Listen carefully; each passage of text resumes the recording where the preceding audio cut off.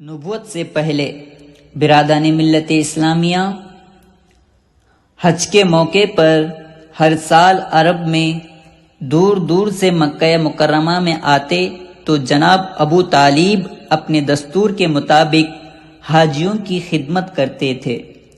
حضور صلی اللہ تعالی علیہ وسلم بھی ان کے ساتھ حاجیوں کی خدمت میں رات دن مصروف رہتے۔ ان کے خیموں میں جاتے اور کہتے کہ کسی کو کوئی ضرورت ہو یا تکلیف ہو تو مجھ سے کہیں۔ حاجی جب حضور صلی اللہ تعالی علیہ وسلم کے یہ بلند اخلاق دیکھتے تو کہتے کہ ابو طالب کا بھتیجا تو بہت ہی اچھا مہمان نواز ہے۔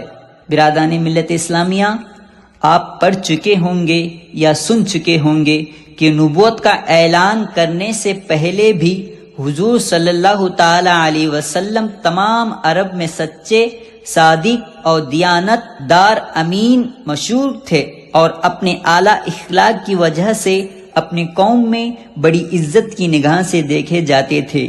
اکثر لوگ امانتیں لا کر حضور صلی اللہ تعالی علیہ وسلم کے پاس رکھا کرتے تھے۔